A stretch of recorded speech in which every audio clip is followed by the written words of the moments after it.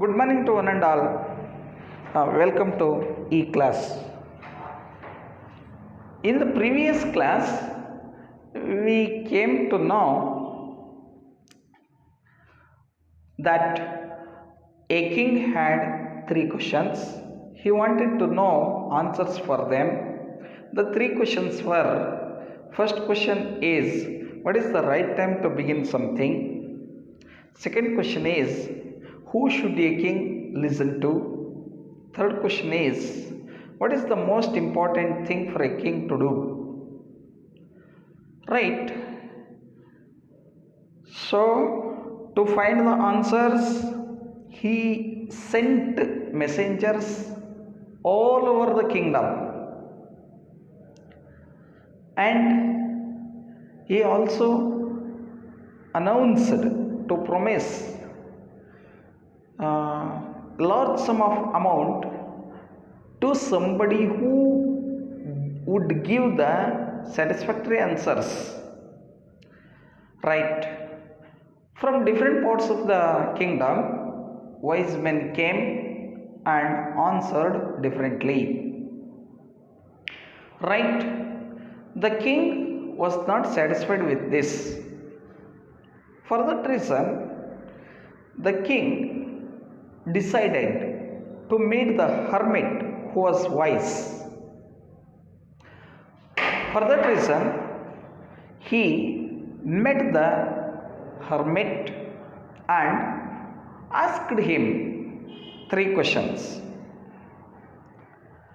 Right? The hermit did not say anything. Right? When the king lost his hope, a bearded man came running to them, pressing with his hands against his stomach. If found, there was the large wound in his stomach. Right. The king nursed him,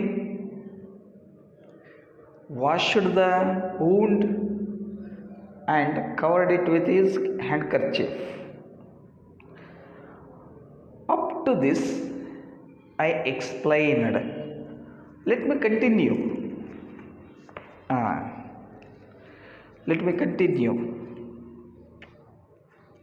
From there. Right.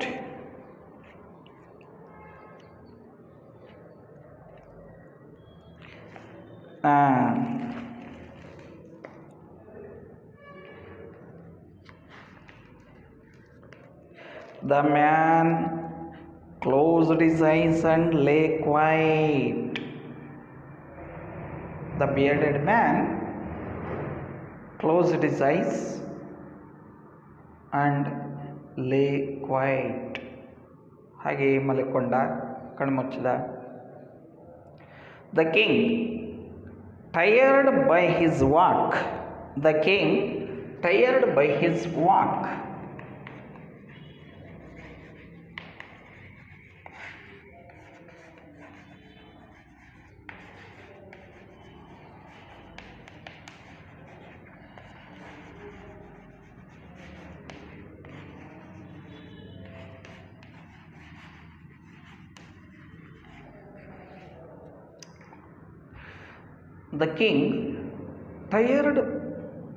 his walk and the work he had done,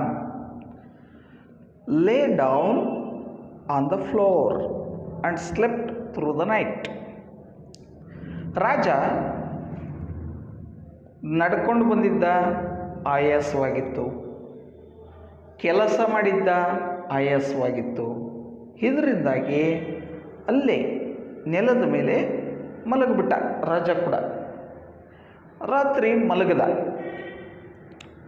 Slept through the night. When he woke up, it was several minutes before he could remember where he was or who the strange bearded man lying on the bed was. ಎಚ್ಚರ ಆಗಿ ಎದ್ದು ನೋಡ್ತಾನೆ, ಇವನಿಗೆ ಎಷ್ಟೋ ಹೊತ್ತು ಬೇಕಾಯಿತು. ಮಲಗಿರೋ ನೀವನು ಯಾರು, ನಾನು ಎಲ್ಲಿದ್ದೇನೆ ಅನ್ನೋಂಥ ಒಂದು ವಿಚಾರ ತಿಳ್ಕೊಳ್ಳಲಿಕ್ಕೆ, ಮನಸ್ಸಿಗೆ ಬರಲಿಕ್ಕೆ ಎಷ್ಟೋ ಸಮಯನ ತೆಗೆದುಕೊಳ್ತು ಅನ್ನೋಂಥದ್ದು. ಇವನು ಯಾರು, ಇವನು ಸ್ಟ್ರೇಂಜ್ ಬಿಯರ್ಡೆಡ್ ಮ್ಯಾನ್. ಆಗ ಅವನಿಗೆ ನಿಧಾನವಾಗಿ ಹೊಳಿತು. Forgive me, said the bearded man in a weak voice. When he saw that the king was awake.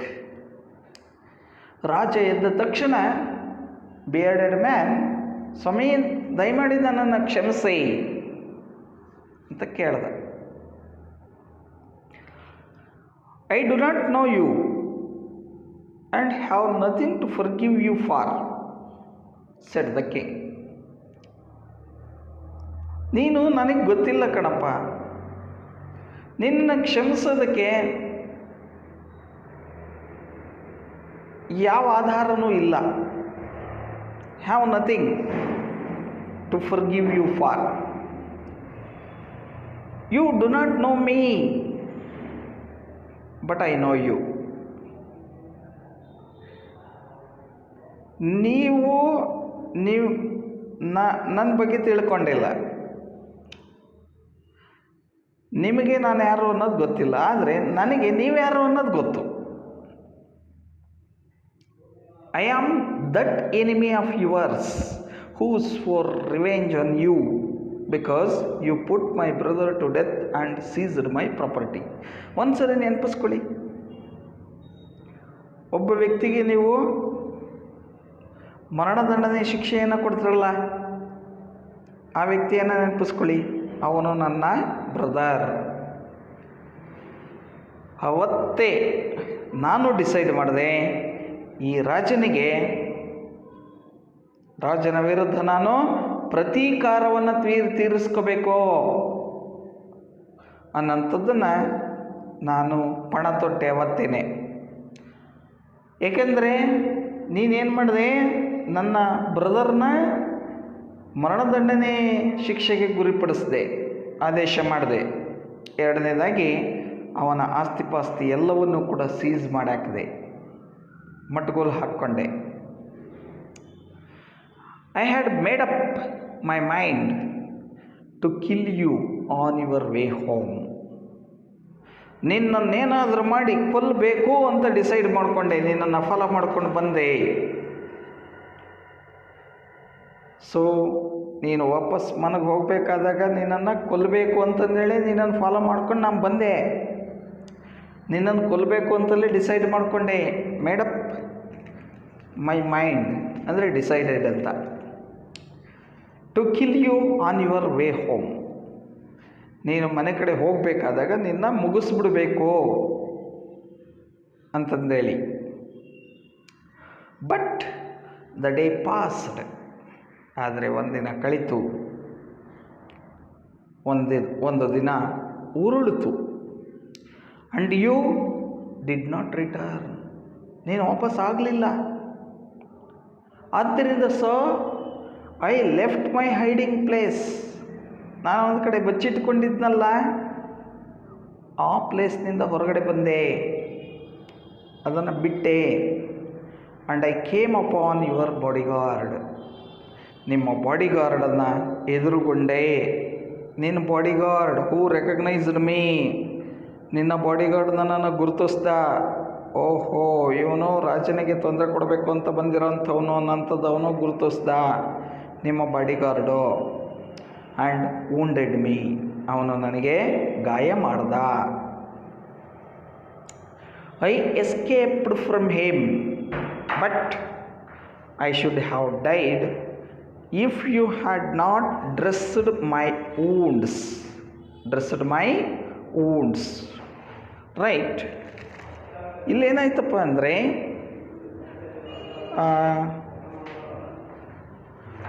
I should have died. I escaped from him. ಅವನಿಂದ ನಾನು ತಪ್ಪಿಸ್ಕೊಂಡೆ. ನಿಮ್ಮ ಬಾಡಿಗಾರ್ಡ್ ಇದ್ನಲ್ಲ ಮಹಾರಾಜರೇ, ಆ ಬಾಡಿಗಾರ್ಡ್ನಿಂದ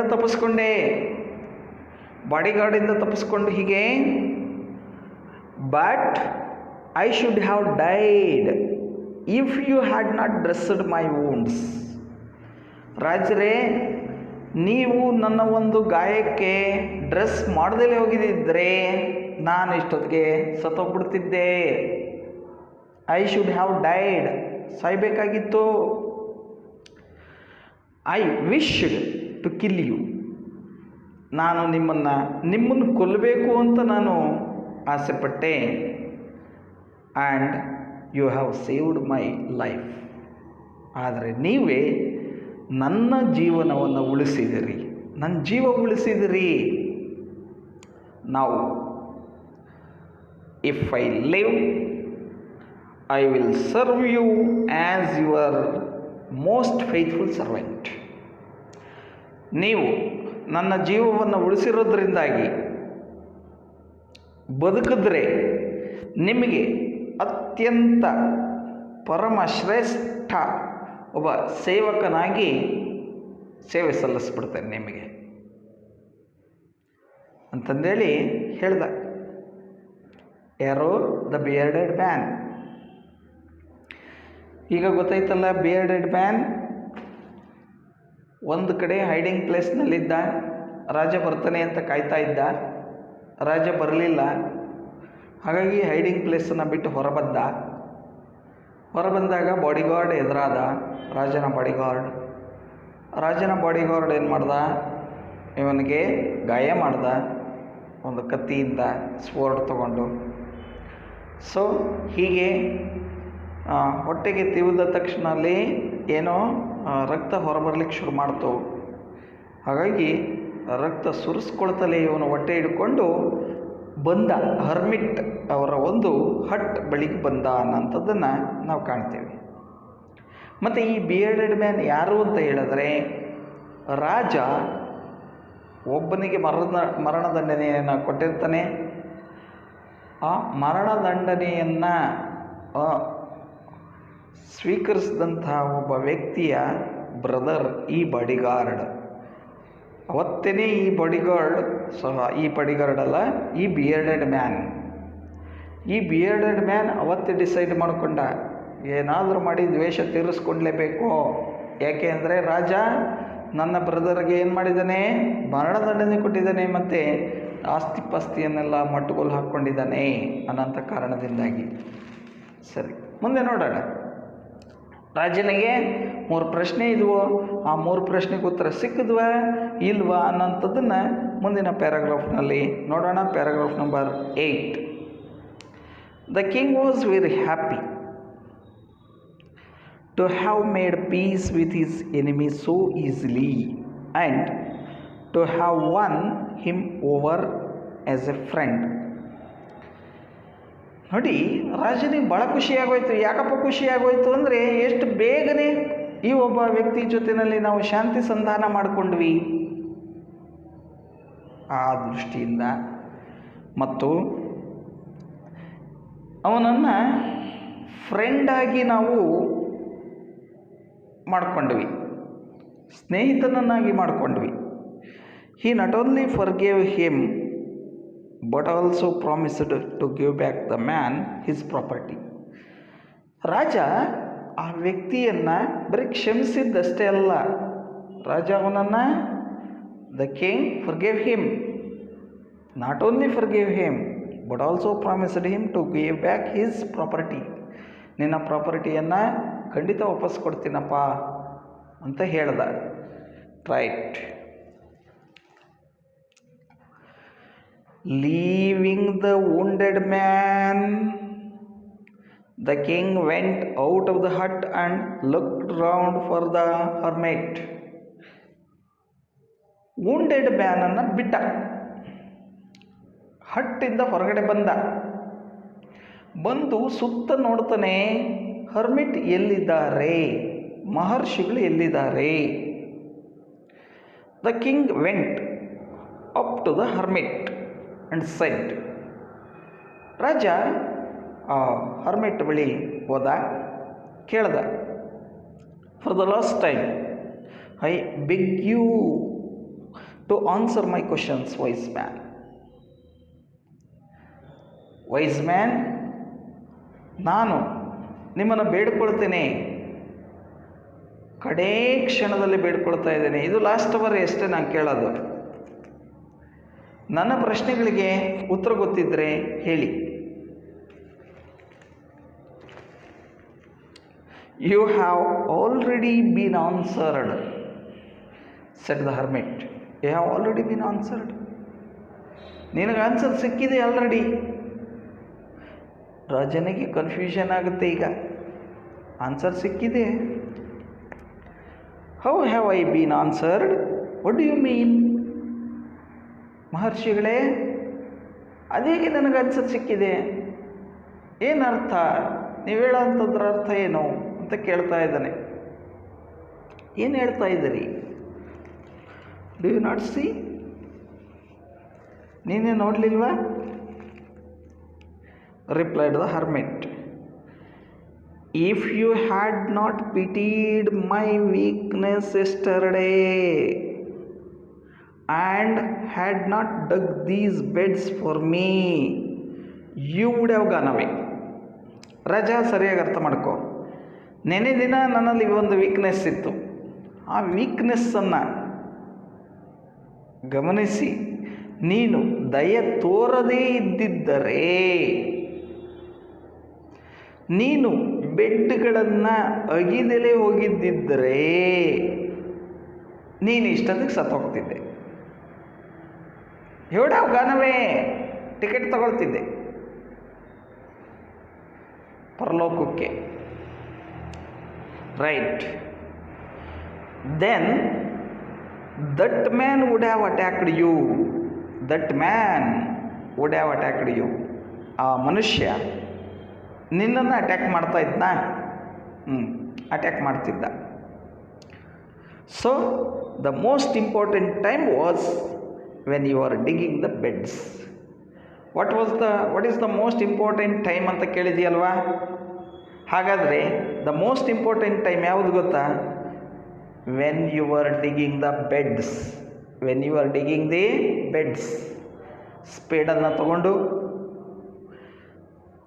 ಬೆಡ್ಸನ್ನು ನೀನು ಅಗದಲ್ಲ, ಆ ಸಮಯ ಮೋಸ್ಟ್ ಇಂಪಾರ್ಟೆಂಟ್ ಟೈಮ್.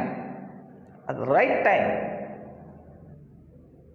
ಸೊ ಒಂದು ಉತ್ತರ ಸಿಕ್ತಲ್ಲ. And I was the most important man. ನೀನು ಎರಡನೇ ಪ್ರಶ್ನೆ ಕೇಳಿದೀಯ ಏನು? Who should a king listen to ಅಂತ ಪ್ರಶ್ನೆ ಕೇಳಿದೀಯ. I was the most important man. ನಾನೇ ನಿನಗೆ ಮೋಸ್ಟ್ ಇಂಪಾರ್ಟೆಂಟ್ ಪರ್ಸನ್ ಆ ಸಂದರ್ಭದಲ್ಲಿ. ಹೌದು. And to do me good was your most important business. ಮೂರನೇ ಪ್ರಶ್ನೆ ಕೇಳಿದೀಯಾ ಏನು sir? What is the most important thing for a king to do ಅಂತ ಕೇಳಿದೀಯಾ. ಟು ಡೂ ಮೀ ಗುಡ್, ನನಗೆ ಒಳ್ಳೆಯದನ್ನು ಮಾಡೋಂಥದ್ದೇ ನಿನ್ನ ಕೆಲಸ. ನನಗೆ ಒಂದು ಒಳ್ಳೆ ಕೆಲಸವನ್ನು ಮಾಡಿಕೊಡ್ಬೇಕು, ಪುಣ್ಯದ ಕಾರ್ಯವನ್ನು ಮಾಡಿಕೊಡ್ಬೇಕು ಅನ್ನೋಂಥದ್ದು ನೀನು ಮಾಡಿದಂಥ ಕೆಲಸ ಇದೆಯಲ್ಲ, ಅದೇ ಅತ್ಯಂತ ಪ್ರಮುಖವಾದಂಥ ಕೆಲಸ. To do me good was the important business. ಸಿಕ್ತಲ್ಲ ಉತ್ತರ? 3 ಪ್ರಶ್ನೆಗಳಿಗೂ ಉತ್ತರ. ಲೇಟರ್, ನಂತರ. When a man ran to us, ನಮ್ಮ ಹತ್ರ ಓಡಿ ಬಂದ ಮನುಷ್ಯ. The most important time was when you were caring for him. The most important time sir, ಅವನು ಬಂದ ಮೇಲೆ ಮೋಸ್ಟ್ ಇಂಪಾರ್ಟೆಂಟ್ ಟೈಮ್ ಏನು? What is the right time ಅಂತ ನೀನು ಕೇಳಿದ್ರೆ, when you are nursing him, ನೀನು ಅವನನ್ನು ಶುಶ್ರೂಷೆ ಮಾಡ್ತಾ ಇದ್ದಂಥ ಸಮಯ ಮೋಸ್ಟ್ ಇಂಪಾರ್ಟೆಂಟ್ ಟೈಮ್ ಅಥವಾ ರೈಟ್ ಟೈಮ್ ಅದು. ಯಾಕಪ್ಪ ಅಂದರೆ, because if you had not dressed his wounds, if you had not dressed his wounds, he would have died without having made peace with you. ನೀನೇನಾದರೂ ಅವನಿಗೆ ಡ್ರೆಸ್ಸಿಂಗ್ ಮಾಡದಲ್ಲೇ ಹೋಗಿದ್ದಿದ್ರೆ, ನಿನ್ನ ಜೊತೆ ಅವನು ಶಾಂತಿ ಸಂಧಾನ ಮಾಡಿಕೊಳ್ಳದಲ್ಲೇ ಡೆತ್ ಆಗೋಗ್ಬಿಡ್ತಿದ್ದ, ಸತ್ತೋಗ್ಬಿಡ್ತಿದ್ದ. So he was the most important man. Who should a king listen to ಅನ್ನೋ ಪ್ರಶ್ನೆ ಮಾಡಿದ್ದೀಯಲ್ವನಪ್ಪ? He was the most important man. Who was the most important man? ಅಂದರೆ the bearded man was the most important man. And what you did for him, ನೀನು ಏನೇನೆಲ್ಲ ಮಾಡಿದೆ ಅವನಿಗೋಸ್ಕರ? ಏನು ಮಾಡಿದೆ? You washed his wounds and covered it with your handkerchief, ಅಲ್ವಾ? And you stopped the bleeding from his wound. ಇದೆಲ್ಲ ಮಾಡಿದೆ ಅಲ್ವಾ? ಇವೆಲ್ಲವೂ ಕೂಡ what is the most important thing for a king to do ಅನ್ನೋದಕ್ಕೆ ಆನ್ಸರ್ ಕಣಪ್ಪ. Right. And what you did for him was your most important business. ಹೌದು. Remember then, ಒಂದು ನಿನ್ನ ಮನಸ್ಸಿನಲ್ಲಿ ಇಟ್ಕೋಬೇಕಾದಂಥ ಅಂಶ,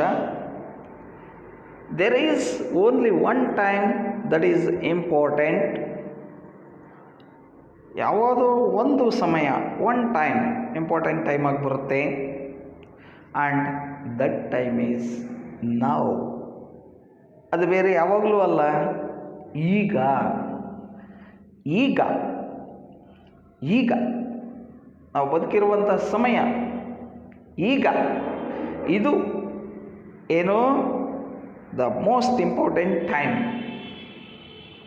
it is the most important time because it is the only time we have any power to act. ಇದು ಬಹಳ important time. ಈ ಸಮಯದಲ್ಲಿ ಮಾತ್ರ ನಾವು ಏನು ಕೆಲಸವನ್ನು ಬೇಕಾದರೂ ಮಾಡಲು ಪವರ್ ಇದೆ, ನಮಗೆ ಪವರ್ ಇದೆ, ಶಕ್ತಿ ಇದೆ. We have the power to act. ಕೆಲಸ ಮಾಡಲಿಕ್ಕೆ ಪವರ್ ಇದೆ ಅಲ್ವಾ? ಹಾಗಾಗಿ the time now is the right time. The most necessary person is the person you are with at a particular moment. ಇನ್ನೊಂದು ತಿಳ್ಕೊ, ಪರ್ಟಿಕ್ಯುಲರ್ ಮೊಮೆಂಟ್ನಲ್ಲಿ ನೀನು ಯಾರ ಜೊತೆ ಇರ್ತೀಯೋ ಅವನೇ ಇಂಪಾರ್ಟೆಂಟ್ ಪರ್ಸನ್ ನಿನಗೆ, ಅಲ್ವಾ? Right. The most necessary person is the person you are with at a particular moment. The most important business is to do that person good. ಏನಪ್ಪ ಅಂದರೆ, ದ ಮೋಸ್ಟ್ ಇಂಪಾರ್ಟೆಂಟ್ ಬಿಸ್ನೆಸ್ ಏನು sir? ನಾವು ಮಾಡಬೇಕಾಗಿರೋಂಥ ಕೆಲಸ ಏನು sir ಅಂದರೆ, ಆ ವ್ಯಕ್ತಿಗೆ ನೀನು ಮಾಡಬೇಕಾದಂಥ ಒಳ್ಳೆ ಕೆಲಸ. ನೀನೇನು ಒಳ್ಳೆ ಕೆಲಸವನ್ನು ಮಾಡಿಕೊಡ್ತೀಯ ಅವನಿಗೆ, ಅದೇ ಸೊ ಮೋಸ್ಟ್ ಇಂಪಾರ್ಟೆಂಟ್ ಥಿಂಗ್ ಅಥವಾ ಬಿಸ್ನೆಸ್ ಆಗುತ್ತೆ. Because we are sent into this world for that purpose alone. ಯಾಕಪ್ಪ ಅಂತ ಹೇಳಿದ್ರೆ, ಇವತ್ತಿನ ದಿನ ದೇವರು ನಮ್ಮನ್ನು ಈ ಭೂಮಿಗೆ ಕಳಿಸ್ಕೊಟ್ಟಿದ್ದಾನೆ. ಯಾವ ಉದ್ದೇಶಕ್ಕೆ ಅಂದರೆ, ಮತ್ತೊಬ್ಬರಿಗೆ ಒಳ್ಳೆಯದನ್ನು ಮಾಡಬೇಕು ಅನ್ನೋಂಥ ಒಂದು ಉದ್ದೇಶದಿಂದಾಗಿ. ಓಕೆ, ರೈಟ್ ಸ್ಟೂಡೆಂಟ್ಸ್, ಮತ್ತೊಮ್ಮೆ ನಾವು ರಿಮೆಂಬರ್ ಮಾಡ್ಕೊಳ್ಳೋಣ ಮೋಸ್ಟ್ ಇಂಪಾರ್ಟೆಂಟ್ ಪಾಯಿಂಟ್ಸನ್ನು. ಏನು? What were the 3 important questions of the king? ಮೊದಲನೇದು, what is the right time to do, what is the right time to begin something ಅನ್ನೋಂಥದ್ದು ಮೊದಲನೇ ಪ್ರಶ್ನೆ. ಎರಡನೇ ಪ್ರಶ್ನೆ, who should a king listen to? ಮೂರನೇ ಪ್ರಶ್ನೆ, what is the most important thing for a king to do? ಮೂರನೇ ಪ್ರಶ್ನೆ. Why did the king meet the hermit? As the different people came to the kingdom, came to the court and gave different answers to the three questions, the king was not satisfactory with these answers. So, to know answers for these three questions, he went to meet the hermit. Prashne, why did the king meet the hermit? The hermit was very wise, right? So, did hermit find the answers or give the answers to these three questions? Definitely, he gave three answers and satisfactory answers to the king. Okay. Who was the bearded man? Bearded man was the brother of a man who experienced the death sentence by the king. And the bearded man who wanted to take revenge against the king, because the king sentenced his brother to death and seized his brother's property, right? So he then, what is the right time to begin something? A right time.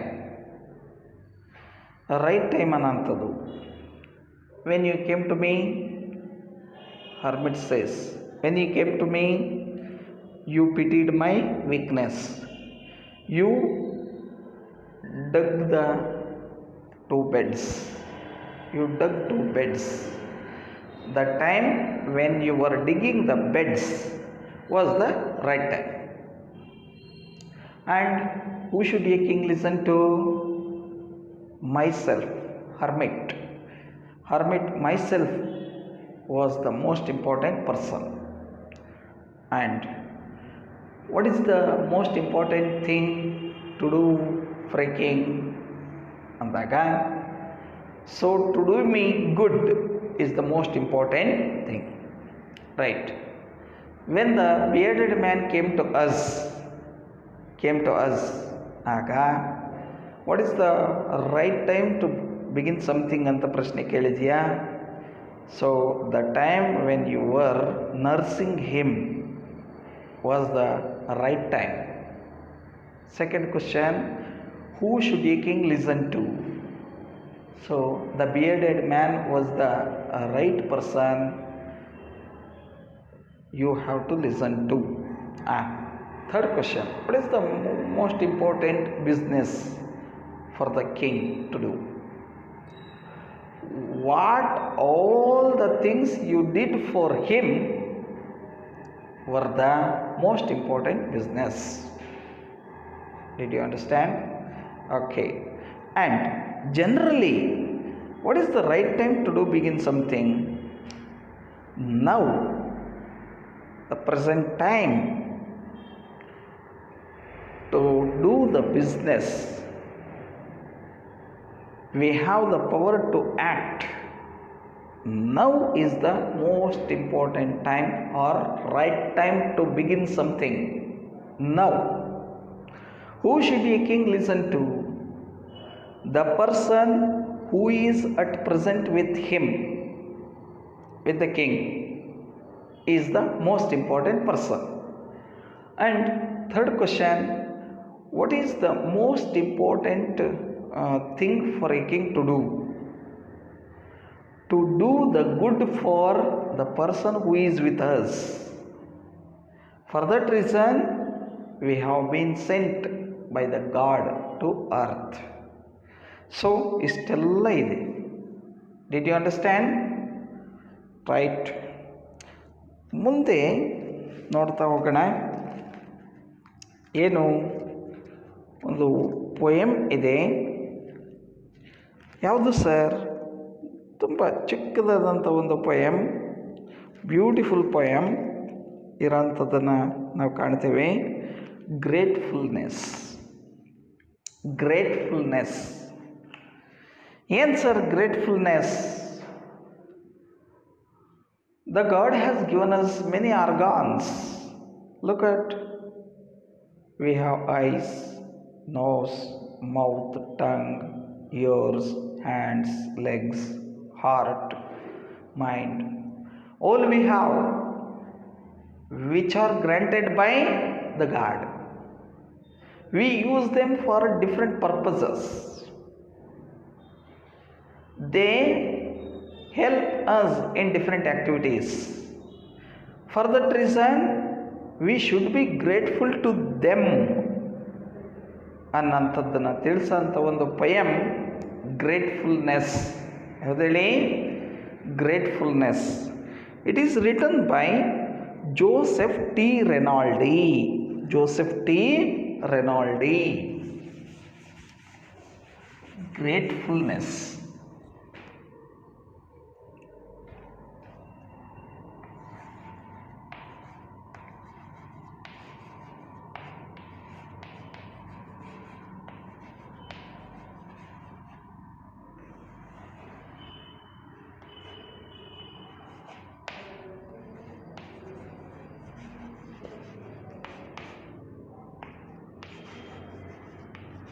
Joseph T.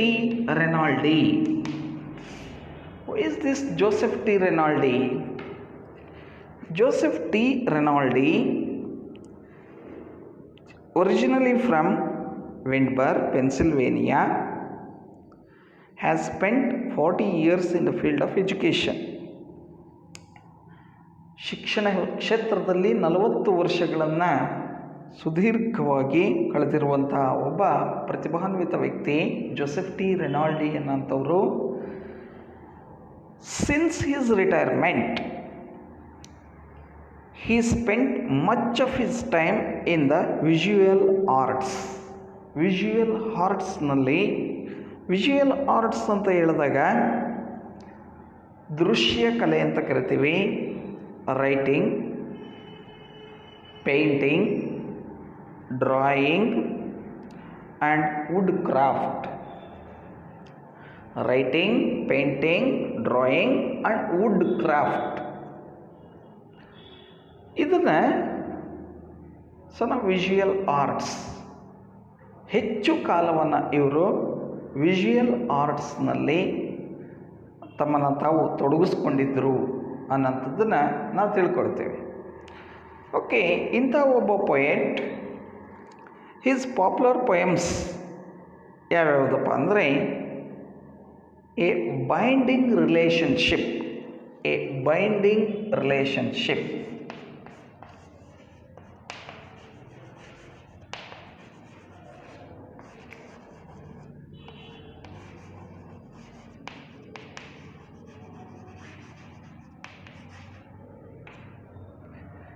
a binding relationship, a birthday greeting and a bountiful harvest. A birthday greeting,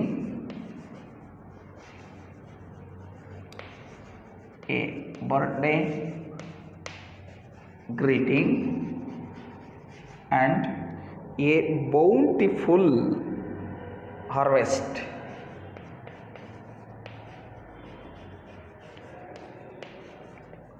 A bountiful harvest.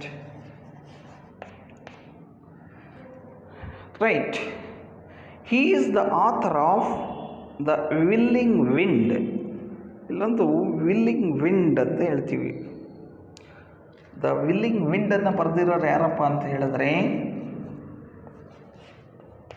Joseph T Rinaldi. Willing wind. Right. A tale of love and obsession and an assortment of poetry. His poem Graduation Day is the most read of all the poems he has written. ಏನು graduation day?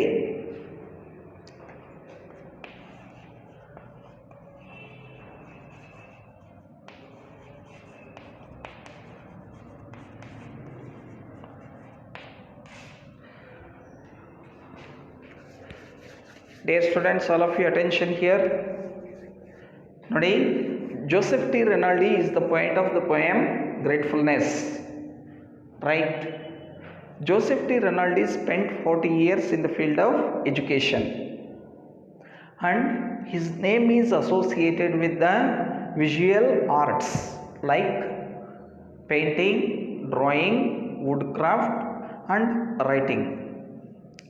And his important works are a binding relationship, a birthday greeting and a bountiful harvest, the willing wind, and the most famous poem which is written by him is Graduation Day. So look at it. Okay students, so up to now we came to know about it. In the next class let me continue.